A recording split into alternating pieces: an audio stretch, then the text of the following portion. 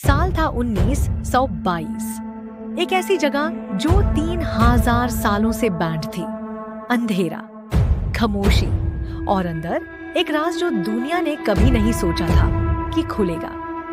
जब archaeologist Howard Carter ने उस सील्ड दरवाजे को तोड़ा तो उन्होंने सिर्फ एक खजाना नहीं खोला, उन्होंने कुछ और भी खोला, कुछ ऐसा जो शायद बांड ही रहना चाहिए था, क्योंकि इसके कुछ ही महीनों में लोग मरने लगे, एक के बाद एक। क्या ये सिर्फ एक इत्तेफाक था या सच में कोई अभिशाप था?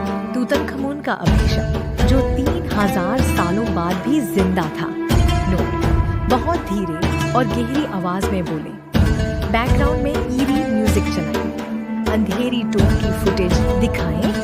बैकग्राउंड 0.45 से 30 तक कर 1 मिनट 45 सेकंड्स। पहले समझते हैं तूतनखमून कौन था। तूतनखमून, जिसे आज लोग किंग टुट कहते हैं, सिर्फ 9 साल की उम्र में इजिप्ट का फौराव बना। साल था लगभग 1332 ईसा पूर्व। इतनी छोटी उम्र में इतनी बड़ी जिम्मेदारी, लेकिन वह ज्यादा दिनों तक नहीं रहे। सिर्फ 10 साल की हुकूमत के बाद उनकी रहस्यमय मौत हो गई। उनकी उम्र थी सिर्फ 18 या 19 साल। मौत के बाद उन्हें इजिप्ट की सबसे मशहूर जगह वैली ऑफ द किंग्स में दफना दिया गया। उनका मकबरा सील कर दिया गया। अंदर था ऐसा खजाना जिसको दुनिया ने कभी नहीं देखा था। और फिर 3000 साल तक कोई नहीं आया, तब तक जब तक 4 नवंबर 1922 को हॉवर्ड कार्टर और उनकी टीम वहां पहुंची। जब कार्टर ने मकबरे की दीवार में एक छोटा सा छेद करके अंदर झांका तो उनके स्पॉन्सर लॉर्ड कार्नारवन ने पूछा, क्या दिख रहा है? कार्टर ने जवाब दिया, हाँ, बहुत ही अद्भुत चीजें। नोट, हॉवर्ड कार्टर और लॉर्ड कार्नारवन की रियल फोटोज दिखाएं। वैली ऑफ द किंग्स की एरियल फुटेज यूज करें। आवाज में क्यूरियोसिटी और एक्साइटमेंट लाएं। मौतें 2:30 से 4:30 तक अप्रोक्सीमेटली 2 मिनट्स अंदर था सोना। हीरे और वो आइकॉनिक गोल्डन मास्क जो आज भी दुनिया के सबसे फेमस आर्कियोलॉजिकल फाइंड्स में से एक है, लेकिन खुशी ज्यादा दिनों तक नहीं रही। सिर्फ 4 महीने बाद लॉर्ड कार्नारवन, जिन्होंने इस पूरी एक्सपीडिशन को फंड किया था, मर गए। कैरो, एक मॉस्किटो के काटने से इन्फेक्शन हो गया और वह चले गए। लेकिन यहाँ से शुरू होती है असली कहानी। जिस वक्त कायरो में लॉर्ड कार्नारवन की मौत हुई, उसी वक्त पूरे शहर की बिजली गूल हो गई। अंधेरे में डूब गया पूरा शहर। और इंग्लैंड में उनके घर पर उनका कुत्ता अजीब तरह से चिल्ला उठा और वहां भी मर गया उसी रात। ये सिर्फ शुरुआत थी। कार्टर के असिस्टेंट आर्थर मेस, जो एक्सकवेशन में हाथ बताते थे, अचानक बीमार हो गए, कोमा में चले गए और फिर नहीं रहे।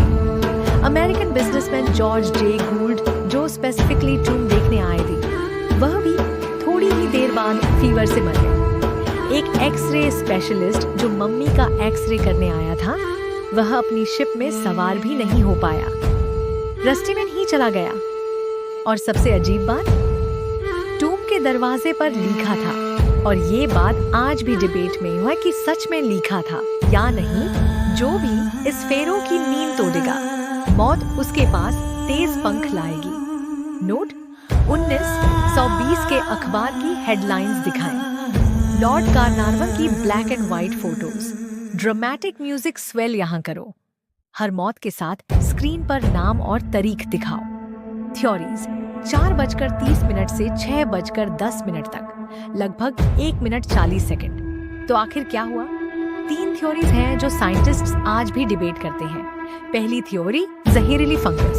साइंटिस्ट्स ने एंशिएंट सील टूम्स में बहुत ही खतरनाक फंगस और मोल्ड के स्पोर्स पाए हैं। ये स्पोर्स हजारों सालों तक बांड जागा में जिंदा रह सकते हैं। और जब कोई पहली बार दरवाजा खोल के अंदर जाता है, तो वो जहरीली हवा सीधा उनके लंग्स में जाती है। इससे सीरियस इन्फेक्शंस हो सकते हैं और कुछ केसेस में मौत भी। दूसरी थ्योरी, रेडियो एक्टिविटी। कुछ रिसर्चर्स का कहना है कि टूम की दीवारों में नेचुरली रेडियो एक्टिव मटीरियल्स थे, जैसे यूरेनियम। लंबे वक्त तक एक्सपोजर से धीरे धीरे जहर चलता गया। ये थ्योरी थोड़ी वीक है, लेकिन बिल्कुल डिसमिस भी नहीं की जा सकती।